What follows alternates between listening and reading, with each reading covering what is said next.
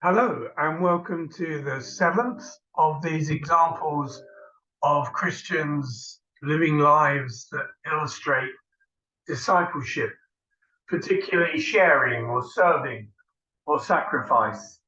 And today is Easter Sunday, and it seems appropriate to highlight perhaps one of the most influential Christians of the last 100 years.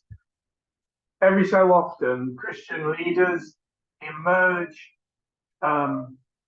who the world in general respects and learns from,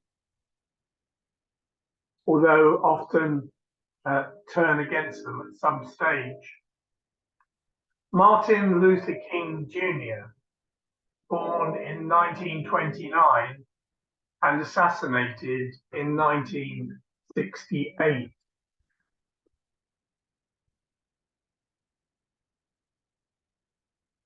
He was an American Baptist minister and activist, most prominent in the civil rights movement from 1955 until his assassination in 1968.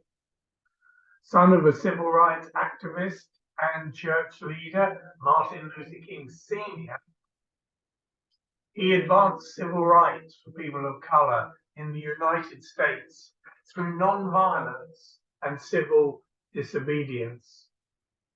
He was inspired by his Christian faith and followed the model of the non-violent activism of Mahatma Gandhi, and he led targeted non-violent resistance against all forms of discrimination in the United States.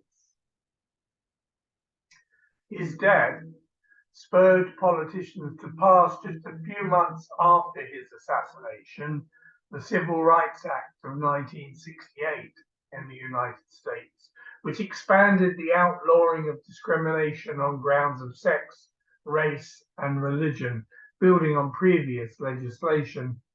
And in 1988, disability and pregnancy were added to that list.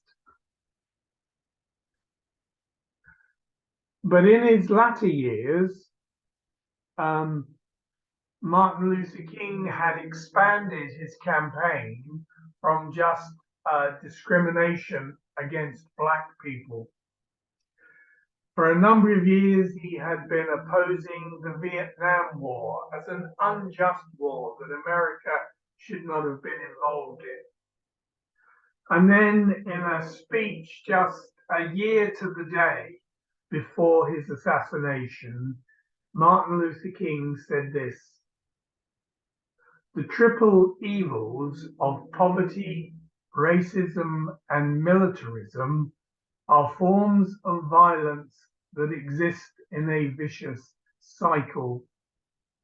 They are interrelated, all-inclusive, and stand as barriers to our living in the beloved community. When we work to remedy one evil, we affect all evil."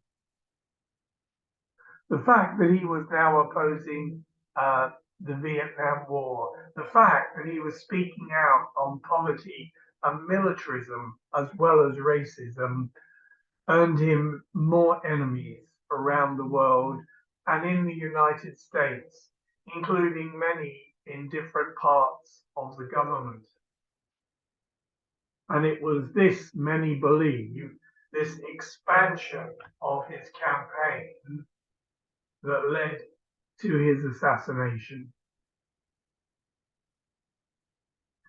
But of all that he did, Martin Luther King will probably be remembered most for his speech, which is known as "I Have a Dream."